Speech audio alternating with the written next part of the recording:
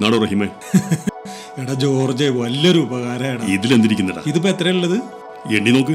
അതിപ്പോ എണ്ണൊന്നും വേണ്ട, പറഞ്ഞതില്ലേ 3 രൂപ ഉണ്ട്. ഓക്കേടാ. എന്നാ പിന്നെ ആയിക്കോട്ടെ. All the best. താങ്ക് യുടാ.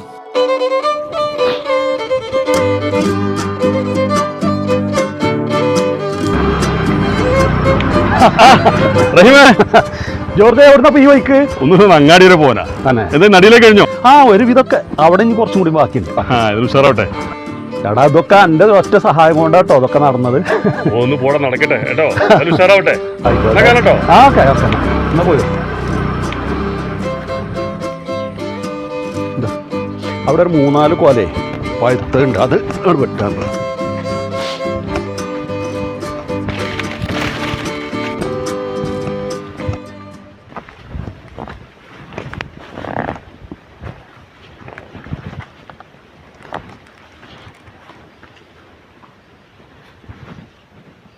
അത്യാവശ്യം കൊല ഉണ്ടല്ലോ.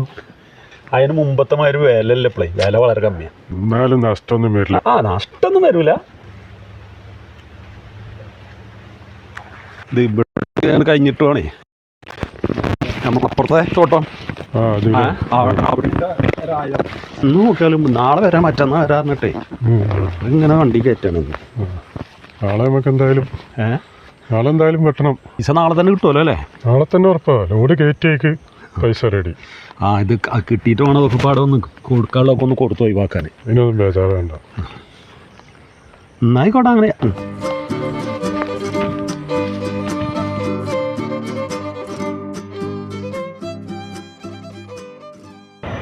വാഴക്കൊല വെട്ടുക? ഇല്ല, ഇന്നോ നാളായിട്ട് വെട്ടും. റഹീമേ, എന്റെ തോട്ടത്തിൽ മൊത്തം ആന കയറിയിട്ട് വാഴ കംപ്ലീറ്റ് ഉപയോഗിക്കണം.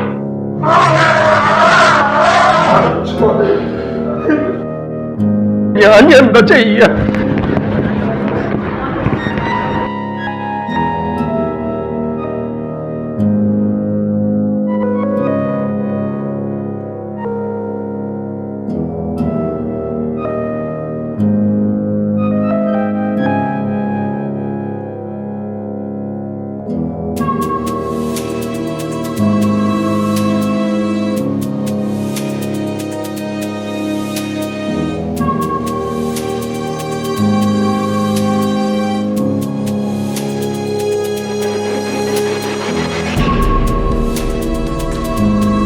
പോയടാ ജോർജ്, എല്ലാം പോയി.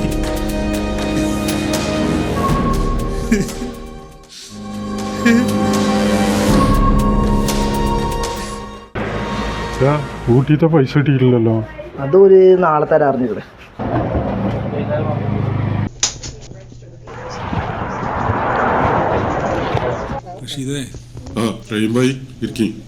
അറിഞ്ഞില്ലേ, ആനക്കൂട്ടം വന്ന് വാഴയൊക്കെ മൊത്തം ചവിട്ടി നിരത്തി ഫ്ലാറ്റാക്കി. സംഭവമൊക്കെ ഞാൻ അറിഞ്ഞു. എന്ത് ചെയ്യാനാ? അല്ല, എന്താ ഇപ്പൊ വന്ന്? അത് കൊടുക്കാൻ പൈസ കുറെ അവിടെ ഇവിടെ ഒക്കെ ഉണ്ട്. അപ്പോ ഇത് വെട്ടിയിട്ട് കൊടുക്കണം എന്നാ കരുതിയിരുന്നത്. അപ്പൊ ഈ കുറച്ച് പൈസ ഉണ്ടെങ്കിൽ തരികയാണെങ്കിൽ. ഞാൻ എന്താ ചെയ്യാനാ അറിയുമായി? ഈ കൊല വെട്ടിയിട്ട് വേണ്ടേ മറ്റവർക്ക് ലോഡ് കൊടുക്കാനും? അപ്പൊ അതും പോയി. ഈ ലോഡ് കയറ്റിയാലല്ലേ എൻ്റെ കയ്യിലും പൈസ ഇട്ടുള്ളൂ. അല്ലാതെ ഞാൻ എന്ത് ചെയ്യാനാ? ഞാൻ എനിക്കൊരു 5001 അഡ്വാൻസ് തന്നിരുന്നു. ഇനിയിപ്പോൾ അത് ഉണ്ടാകുമ്പോൾ തന്നാൽ മതി, ഇല്ലെങ്കിൽ അതും വേണ്ട. ഞാനത് ഒഴിവാക്കി. വേറെ ഒന്നും ചെയ്യാൻ പറ്റൂലല്ലേ? എന്താ ചെയ്യാ അറിയുമ്പോൾ? ശരി, ഞാൻ വരാം.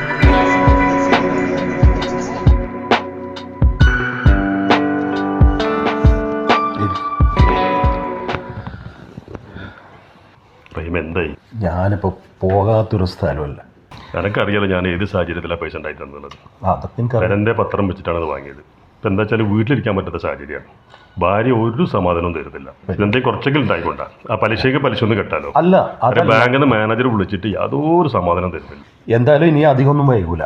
ഞാൻ ഒരു മാർഗം കണ്ടുപിടിച്ചിട്ടുണ്ട്, ശരിയാക്കി തരാം. ഞാൻ പോട്ടെ. എന്നായിക്കോട്ടെ.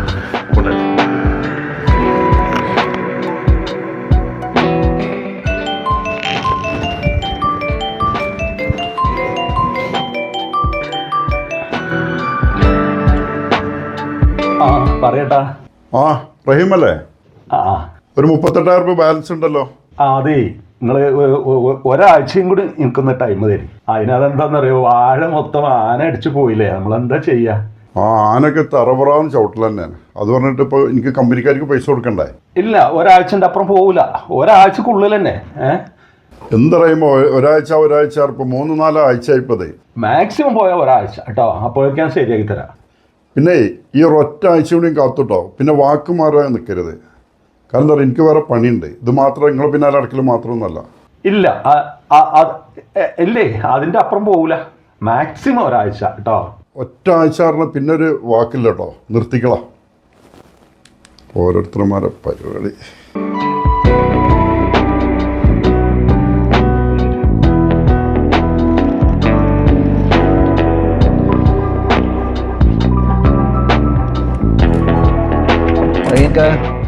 ரஹீம் பாய் பாய் என்னங்க பாய், அன்னைக்கு உதவி கேட்டீங்கன்னு சொல்லிட்டு நான் பணம் வாங்கிட்டு வந்து கொடுத்தேன். இப்போ அவன் வந்து சத்தம் போட்டு வீட்டில் உட்காந்துருக்கான். வீட்லேயே பிரச்சனை வருது, சீக்கிரம் அதை பார்த்து கொடுக்கக்கூடாதா? ஆனால் അതെന്താ വാഴ വെട്ടാൻ ടൈമിൽ അത് മൊത്തം അടിച്ച് നിരത്തി പോയി. விவசாயத்தில் எதுக்கு போடுறீங்க? யானை எல்லா பக்கம் வருதுன்னு தெரியுது, மறுபடியும் விவசாயத்தில் போட்டு ஏன் மாட்டுறீங்க? ஏதாவது ஏற்பாடு பண்ணி சீக்கிரம் கொடுங்க. இப்போது உங்களுக்கும் பணம் இல்லாமல் எனக்கும் இல்லாமல் அவனும் கடைக்காரன் வந்து வீட்டில் எனக்கிட்ட உட்காந்துருக்கான். தயவுசெய்து கொஞ்சம் சீக்கிரம் கொடுங்க போய். நல்லா பழகிட்டோங்கிறனால சொல்கிறேன். சரி வரட்டுமா? ഒരു ഒറ്റ ആഴ്ച കൂടി എനിക്ക് ടൈം തരും. ஓகே കേട്ടോ, ഓക്കെ.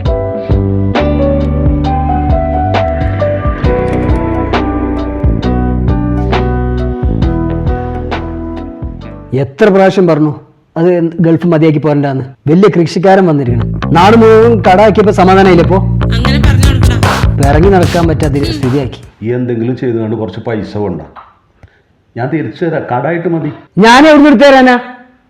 ഇന്റെ അടുത്ത് 5 പൈസ കിട്ടും വിചാരിക്കണ്ട കേട്ടോ. പലവട്ടം ഞാൻ പറഞ്ഞതാണ് നിങ്ങളെ കൊണ്ട് ഈ പണിയൊന്നും പറ്റില്ലാന്ന്. ഇനി അനുഭവിച്ചോ. ആ ഗൾഫ് തന്നെ നിന്നാ മതിയായിരുന്നില്ലേ? എന്തിനും ഇങ്ങോട്ട് കെട്ടിയെടുത്ത്? ഏത് നേരം നോക്കിയാലും വീടിന്റെ ഉമ്മർത്ത് കടക്കാരാ. നാശം.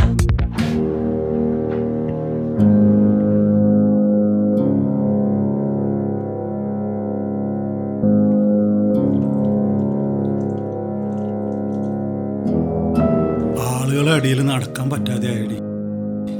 എടി തൽക്കാലം നമ്മളെ കടങ്ങളൊക്കെ വീട്ടാനേ നമുക്ക് ഈ വീടാണ് വിൽക്കാം. എന്ത് വീട് വിൽക്കാനോ? ഞാൻ സമ്മതിക്കൂല കേട്ടോ. അതിനിപ്പം എന്റെ വീട് വിൽക്കാൻ നിന്റെ സംഭവം എനിക്ക് വേണ്ടല്ലോ. നിങ്ങളുടെ വീടോ?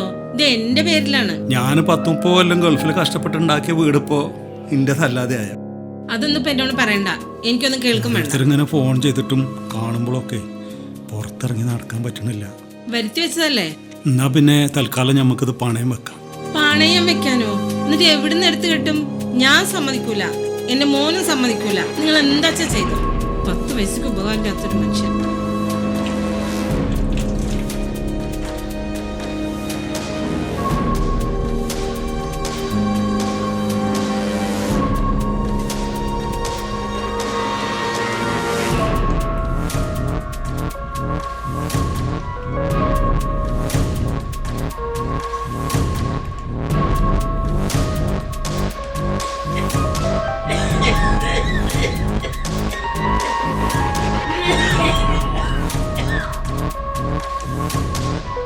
നാശം. ഒന്ന് നീറ്റ് പോയി എവിടെയെങ്കിലും പണ്ടാരാണെങ്കിൽ കൂടും.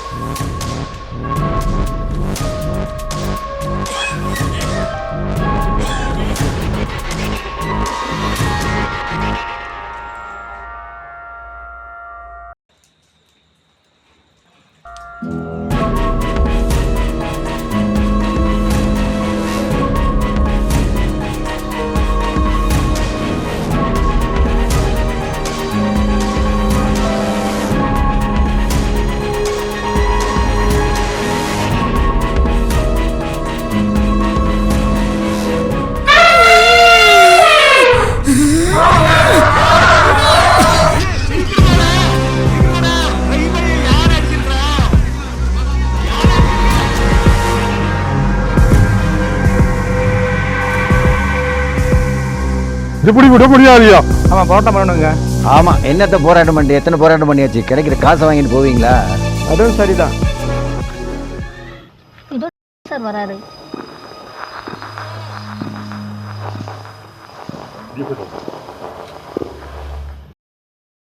தம்பி ஓடி கொஞ்சம் மேலே தூக்குங்க.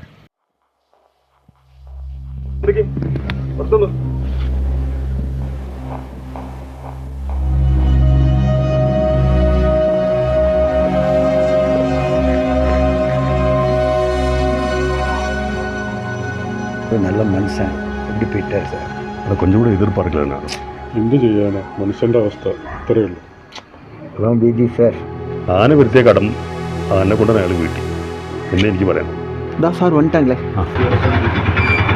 Okay sir. தம்பி, எங்களுக்கும் வருத்தமாக தான் இருக்கு.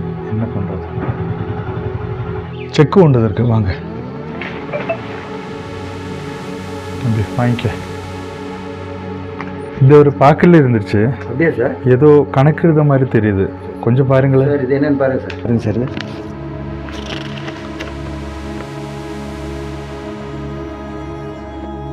சார் ஒன்றும் இல்லை சார், அவர் கொடுக்க வேண்டிய கணக்கு எழுதி வச்சுருக்காரு. அப்படியா? சரி, நான் வரேன். Thank you sir. அப்புறம் எதாக இருந்தாலும் என்ன காண்டாக்ட் பண்ணுங்க.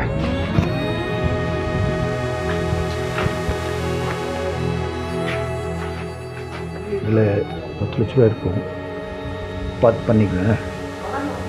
പാപ്പ കൊടുക്കാനുള്ള ഇടപാടുകളൊക്കെ അറിയാമല്ലോ, അത് എത്രയും പെട്ടെന്ന് കൊടുത്തു തീർക്കുക. അവിടെയെങ്കിലും അയാൾ മനസ്സമാധാനം ഒന്ന് കിടന്നോട്ടെ. അതായത് കൊടുക്കാനുള്ള ചില്ലറ പൈസയുടെ കണക്ക് ഇതിനകത്ത്.